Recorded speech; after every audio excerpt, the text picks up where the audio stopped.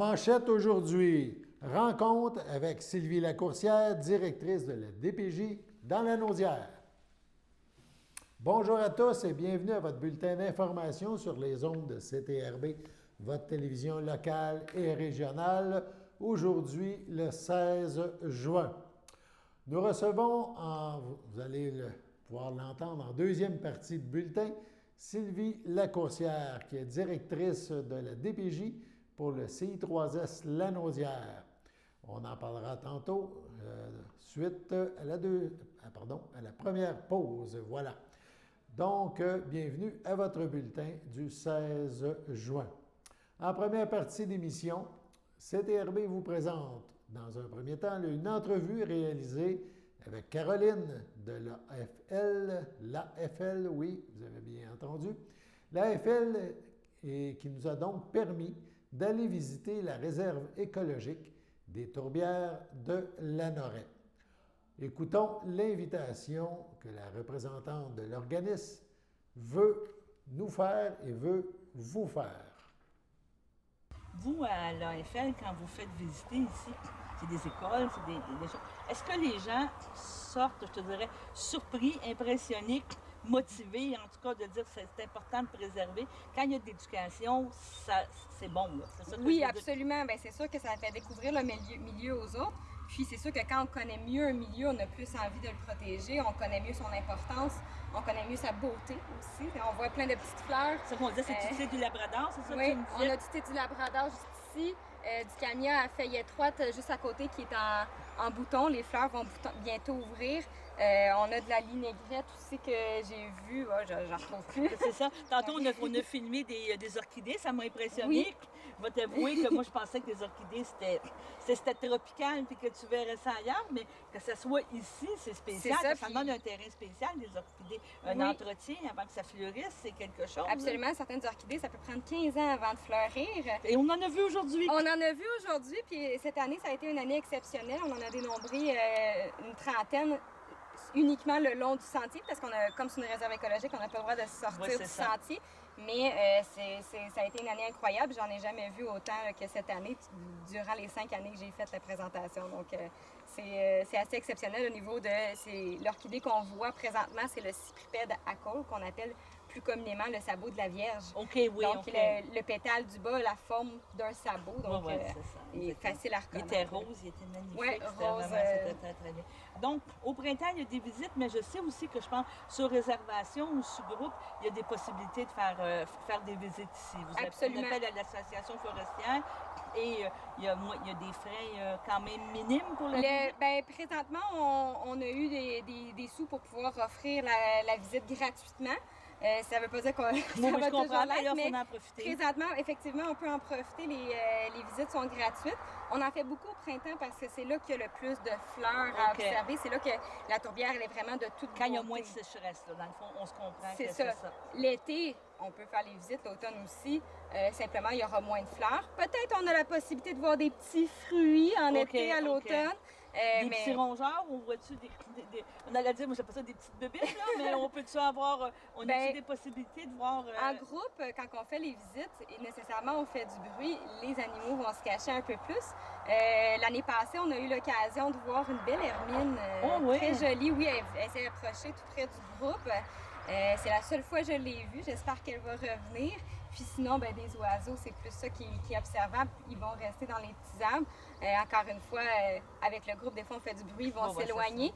Mais c'est plus facile de les observer. Puis sinon, j'ai déjà observé aussi une belle couleuvre à l'entrée. OK, ça, c'est moi et mon genre. Mais c'est beau, oui. Ça fait partie En tout cas, je te remercie beaucoup. C'est très apprécié. On rappelle le numéro de téléphone pour l'AFL si on veut prendre des rendez-vous. C'est le 450-836-1851. Puis, n'importe quel poste, on va vous répondre. Bon, je te remercie beaucoup. C'est vraiment très intéressant. Puis, on va parler de vous. Ça fait plaisir. Puis cet été, on fait aussi des portes ouvertes. Donc, vous pouvez visiter notre page Facebook là, pour venir aux portes ouvertes. On en fait une ce vendredi 17 juin. Ah oui, bon, ben mon Dieu, on va les Donc, inviter. 17 juin de 4h30 à 8h. Et qu'est-ce qu'on va pouvoir voir? Pas ici, la porte ouverte. Oui, ça va être aussi? ici. Oui, donc, okay. vraiment, comme on dit, l'accès est restreint, mais là, on veut vraiment que les gens puissent y accéder de façon autonome. Évidemment, on va donner des petits règlements. On va inviter, mais c'est ça. À partir de quelle heure que la porte ouverte est ouverte? 4h30. La porte ouverte est ouverte? Que la tourbière va être ouverte à partir de 4h30 jusqu'à 8h. Avec le coucher de soleil. Oui, exactement. Ça va être super beau. Donc, venez voir les sabots de la Vierge, le thé du Labrador, le camia à feuilles étroites, l'entremets de Glow qui est présentement en fruits, justement. Donc, ça va tu être me parles de beau. porte ouverte, tu vas être présente aussi pour guider les gens, pour faire des visites? Je vais être présente. Je vais vraiment essayer de laisser les gens visiter de façon autonome, mais je vais pouvoir répondre aux questions absolument. Bon, ben c'est un rendez-vous. C'est un On rendez-vous. parle de vendredi. Ce vendredi Le 17 à remonter de 16h30. Température agréable avec un petit peu plus frais. Exactement, on va être très bien. Bon, ben je te remercie. Bye bye. Merci beaucoup. Bye. CTRB a aussi rencontré la directrice générale du RUTAL, le regroupement des utilisateurs de transport adapté de la Naudière. La représentante du RUTAL nous parle des problématiques au niveau du transport adapté. On l'écoute. Le transport adapté, ce qui est important aussi de retenir, c'est un service qui est pour tout motif de déplacement. Plusieurs personnes vont penser que c'est simplement pour le médical, mais les personnes l'utilisent pour aller travailler, pour aller étudier, pour aller à des activités de loisirs, pour aller visiter des familles, leur famille, voir un spectacle. Donc, c'est vraiment ce service qui est adapté pour les besoins des personnes en situation de handicap. Mais au-delà, pour répondre à votre question, au-delà de tout ça, c'est que en transport adapté, plusieurs personnes croient que le service est desservi par un minibus. Okay. Mais non, il y a aussi des taxis réguliers, des taxis adaptés. Vous savez, les vannes adaptées qu'on voit avec les rampes d'accès. Ben voilà, ça, c'est des compagnies de taxis souvent qui ont ces véhicules-là adaptés. Et ça fait en sorte que les usagers, quand ils réservent leur déplacement, pour l'aller et pour le retour, ça peut différer. Donc, ils pourraient avoir un minibus qui vient les chercher au début, puis ça pourrait être un taxi qui vient les ramener par la suite. Donc, en effet, c'est pas toujours les mêmes chauffeurs, c'est pas toujours les mêmes véhicules. Donc, c'est ça. Justement, c'est le travail qu'on a fait. Moi, je suis arrivée en poste en 2002. Alors, il y a eu beaucoup de travail pour développer l'offre de service, justement, pour que ça réponde davantage aussi aux besoins grandissants des usagers. On ne se le cache pas, il y a le vieillissement de la population aussi qui entre en jeu. Donc, ça implique, dans le fond, plus de demandes d'admission au transport adapté. Et l'offre de service, une fois qu'on a dit qu'on a réussi à s'entendre, parce que tous les services offrent les mêmes heures, relativement les mêmes heures, bien, il faut trouver justement les véhicules pour y répondre et les chauffeurs pour y répondre.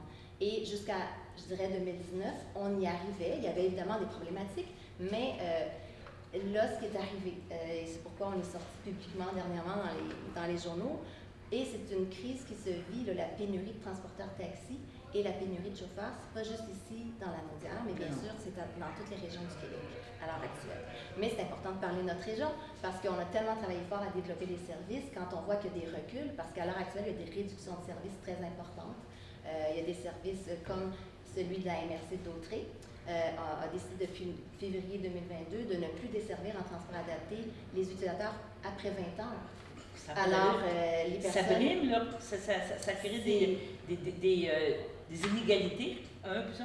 Puis moi, je pense que ça crée aussi une frustration, parce que la personne, elle a droit à ce service-là, et c'est pas de sa faute, là, souvent. Ils en font les frais actuellement. Et cette pénurie vient vraiment toucher directement leur qualité de vie. Quand on dit qu'on souhaite une société inclusive, bien, il faut aller toujours en ce sens. Puis le transport adapté, on ne se le cache pas, c'est l'accès au service. Le transport en soi, c'est l'accès au service. Mais pour les personnes en situation de handicap, c'est le transport adapté. C'est une question d'autonomie. C'est une question d'autonomie. Mais depuis plusieurs années, c'est une municipalité qui essaie d'offrir une qualité des services. Mais là, à un moment donné, ils sont plus capables d'offrir. Mais là, en plus, ils font face à... Ils n'ont plus de véhicules pour desservir. Et c'est en raison de la loi 17 concernant le transport rémunéré de personnes par véhicule, qui est la loi du ministre des Transports, M. François Bonnardel, qui est venu, dans le fond, amener un nouveau régime de gestion des services de taxi en abolissant les quotas relatifs là, au niveau des permis, du nombre de permis oui, je comprends. De propriétaires donc, par agglomération. Donc, la rentabilité, elle est... Mais c'est la valeur des permis qui a dégringolé. Fait que là, les transporteurs, parce que les permis, c'est ça, à part cette loi-là, il ne valait plus rien. Donc, il y a des compagnies de taxi qui ont fait faillite, il y en a d'autres qui ont fermé leurs portes, il y en a d'autres qui ont vendu leurs véhicules. Au Québec, il ne faut pas se le cacher, les gens pensent que ça fait pas, ils ne font pas beaucoup de déplacements, les taxis. Bien, au contraire, en 2019, sur 9 millions de déplacements, les taxis réalisaient 7 millions de déplacements. Puis en 2022, là, on est rendu, le constat, c'est qu'on a perdu 40 de chauffeurs. Donc, la pénurie de chauffeurs, main-d'œuvre est aussi. Donc, ça n'aide pas tout ça. Et cette loi-là est venue vraiment. C'est comme si le ministre n'a pas considéré, n'a pas voulu considérer l'impact que ça aurait sur les services de transport adaptés et les usagers. C'est ça. La suite de cette entrevue vous sera présentée la semaine prochaine à un prochain bulletin d'information. Pour terminer ce premier bloc, nous vous présentons les activités estivales des loisirs de Saint-Ignace. Activités prévues cet été. On écoute l'extrait. Maintenant, je voudrais continuer avec la programmation estivale des loisirs. Encore cet été, au Parc Albert-Saint-Martin, beaucoup d'activités.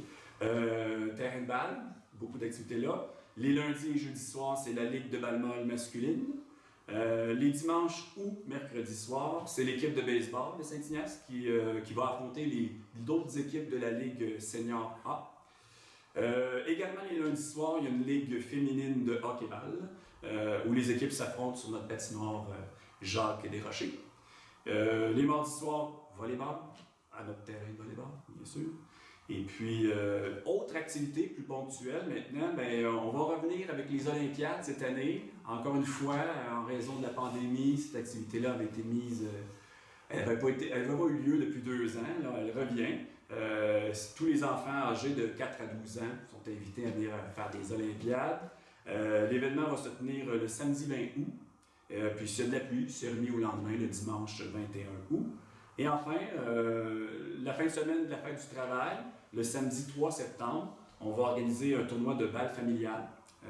Même chose, ça va être remis au lendemain s'il y a de la pluie, le dimanche 4 septembre. C'est vraiment une activité là, pour les petits, les plus grands. Ça se veut vraiment amical, pas compétitif. On veut que ce soit vraiment la fête à cette activité de balle-là. Et pour nos activités estivales que je viens de décrire, là, si vous avez besoin d'informations supplémentaires, vous pouvez contacter soit Véronique Boucher au 450-803-0677 ou Louis-Vincent Barthes au 450-271-6128.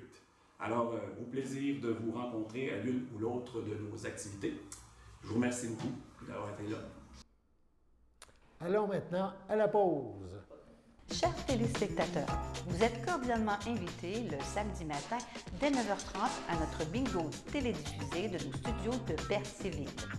Depuis plusieurs années, nos adeptes de la télévision régionale se sont divisés un montant de 600 $, disponible chaque semaine lors de notre joute de bingo à CTRP. Un amical animateur et ses joyeux compères, dont un technicien et 2 bénévoles, partagent tour à tour cette émission dans le but de vous agrémenter durant 60 minutes. Un moment de plaisir qui pourrait s'avérer payant pour vous. Vous pouvez donc vous procurer les cartes de jeu chez les dépositaires participants et j'ai nommé à Berthierville, le dépanneur Formule 1 et le garage Pétroté sur la rue Gilles Villeneuve, le marché IGA Extra sur la rue Gabrielle Brissette, le marché Métro sur la rue Notre-Dame et la pharmacie Proxime sur la rue Frontenac. À Saint-Ignace-de-Loyola, le dépanneur Esso sur la rue de la Traverse et le marché Aldo sur le rang Saint-Michel. C'est donc un rendez-vous hebdomadaire chaque samedi matin dès 9h30 sur les ondes de CTRB, votre télévision régionale et communautaire, maintenant en haute définition. On vous attend donc en grand nombre et toute l'équipe vous souhaite bonne chance.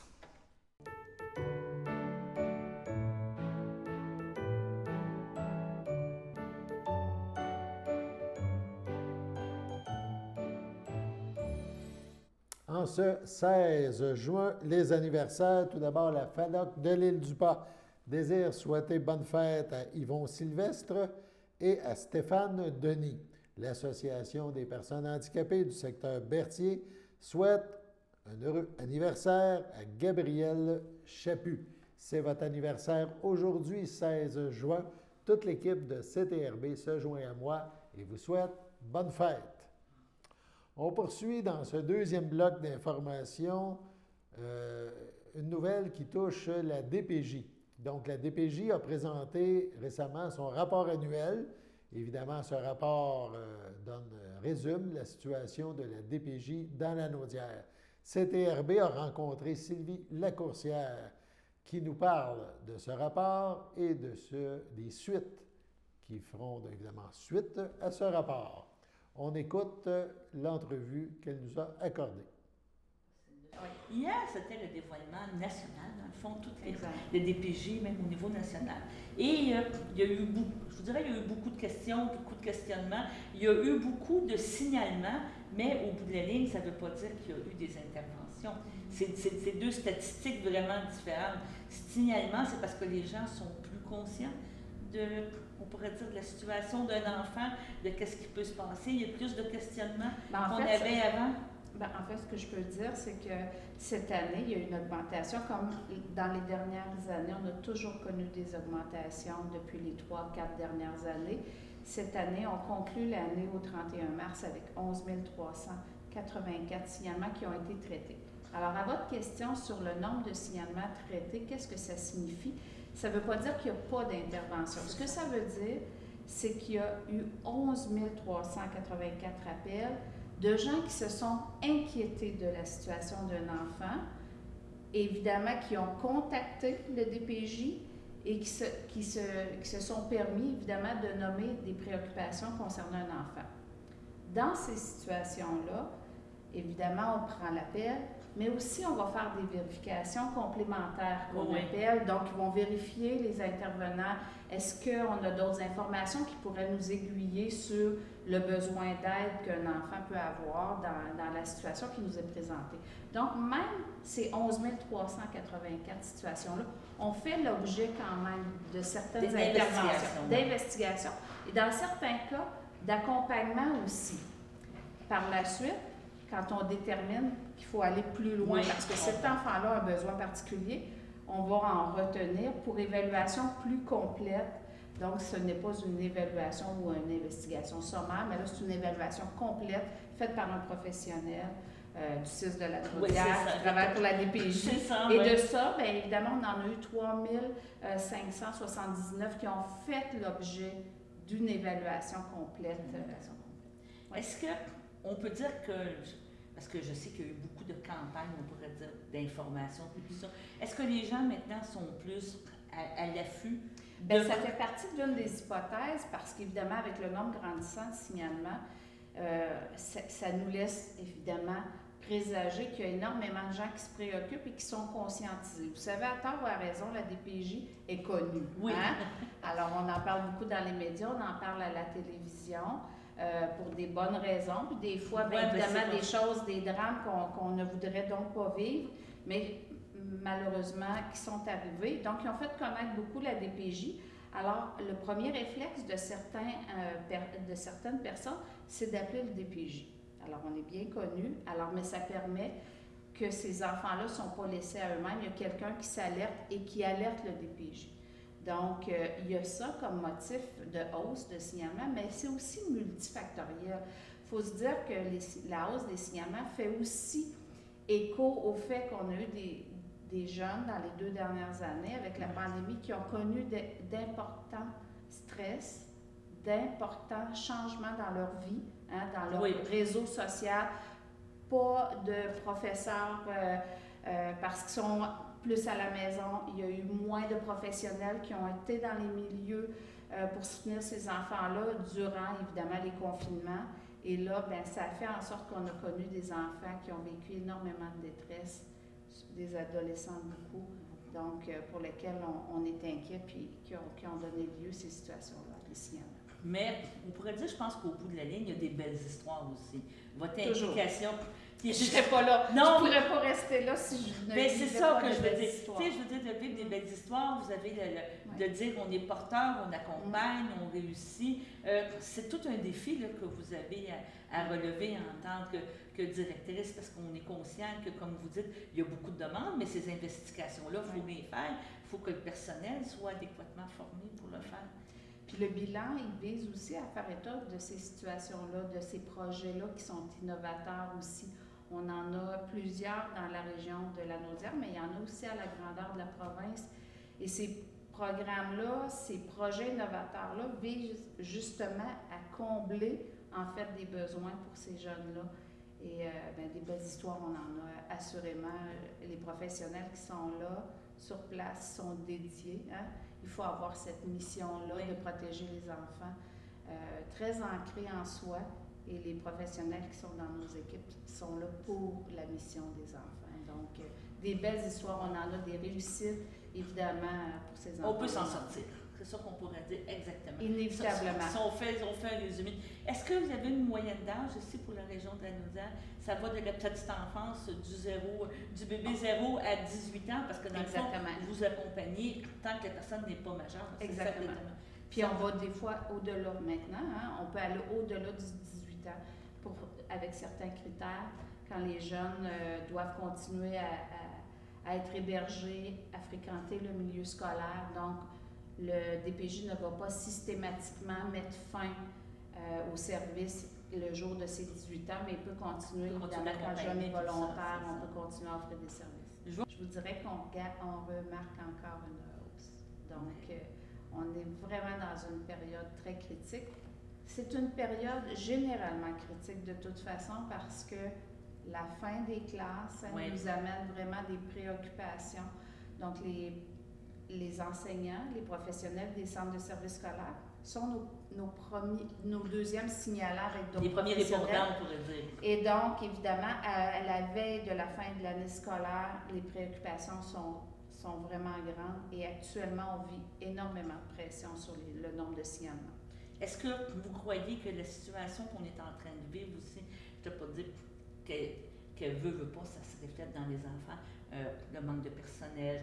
Là, on va parler d'inflation, on parle peut-être de récession, d'augmentation des taux d'intérêt. Donc, ça crée des bulles différentes, des problématiques que les enfants ressentent. Hein. Je pense que ça, comme vous dites, ça s'en va s'en allant, mais pas parce qu'on veut, mais il y a beaucoup de pression présentement. Bien, c'est multifactoriel, comme je disais tout à l'heure. Hein. Ce n'est pas seulement le fait que les gens sont sensibles à la cause des enfants et sensibilisés et du fait qu'ils connaissent la DPJ qui a plus de signalements. Mais évidemment, on a tous les enjeux de pauvreté, hein, les enjeux de perte d'emploi, les enjeux évidemment de conflits de séparation, conflits de garde, violence conjugale. Évidemment, on est très préoccupé de ces situations-là. Alors, c'est l'abus physique. On a vraiment des problématiques qui nous préoccupent. Et pour la prochaine année, pour l'instant, on n'a pas d'indication à l'effet qu'on aura moins de situations préoccupantes. Je vous sens soucieuse par rapport à ça. Très soucieuse. Non, tu sais, dans le sens, je veux dire, vous devez sûrement vous poser, puis c'est pas méchamment, là, mais tu sais, vous posez la question, est-ce que je vais être capable de livrer, de quelle façon je vais livrer, parce que c'est pas évident, là, de vivre avec ça tout le temps. Non, mais on a quand même espoir. On continue à travailler, à chercher beaucoup des solutions avec nos équipes. L'autre enjeu aussi qu'on n'a pas nommé encore, c'est l'enjeu du défi du personnel. Oui, c'est ça. Ça, pour nous, actuellement, il y a quelques minutes, j'étais en conférence parce qu'on a des enjeux, pas juste à la Naudière, à la grandeur de la province, pas juste à la DPJ, dans tous les corps de métier. À la DPJ, on le vit beaucoup et ça génère évidemment d'inquiétude parce qu'au bout du compte, c'est des enfants qui sont vus dans des délais plus longs et c'est ça qui me préoccupe le plus actuellement. Je vous vois. Puis c'est sûr. Donc, on fait un appel à tous. On peut dire tout de suite, venez travailler, vous regardez, vous êtes une bonne personne, c'est un beau milieu. Moi, je vous dirais que la mission, quand les intervenants arrivent à la DPJ, je sais qu'il y a beaucoup de gens qui restent et qui sont heureux de développer ces liens-là avec des professionnels qui ont la même mission à cœur, mais aussi de développer un lien avec des enfants vulnérables, puis de créer, puis d'aller vers des petites victoires pour ces enfants-là. C'est assurément des équipes gagnantes, puis ces gens-là restent. C'est ça. Ouais. Donc, on pourrait dire encore que vous avez l'enfant au cœur de tout. Comme notre ministre Canan qui nous dit, donc l'enfant est au cœur des décisions, l'enfant est là. Vous êtes motivé, comme je vous vois, vous êtes motivé pour continuer. Oui, il faut absolument. Il faut être là pour ces petits-là. Hein, dans la Naudière, on a plus de 107 000 enfants de 0-17 ans. Ce ne sont pas tous des enfants vulnérables, mais ceux qui sont vulnérables, il faut s'en occuper. Allons à la pause.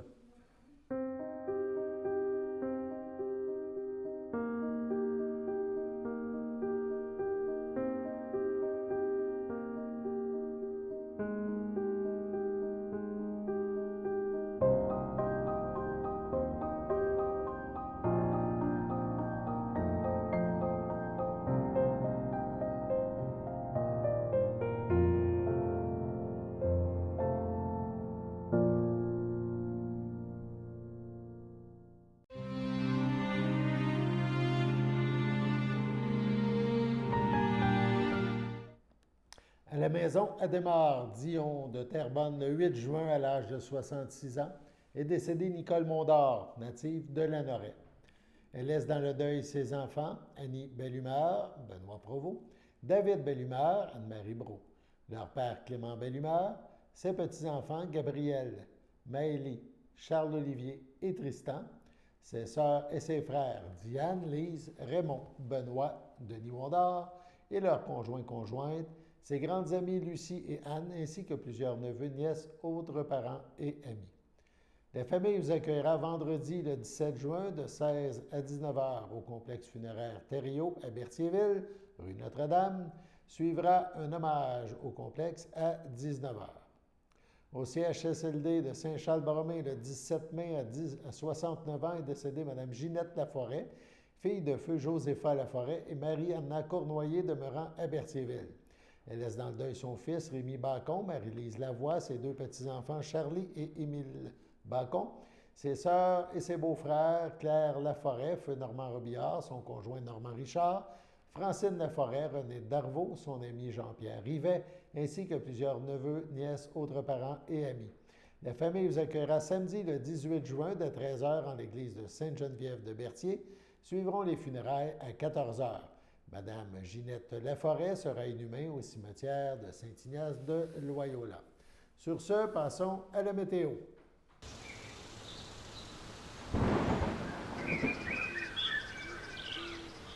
On parle en météo d'une ligne d'orage, ça pourrait nous toucher, puisque en soirée ce jeudi, on parle de nuages et d'orage, 22 degrés, de la pluie entre 5 et 10 mm.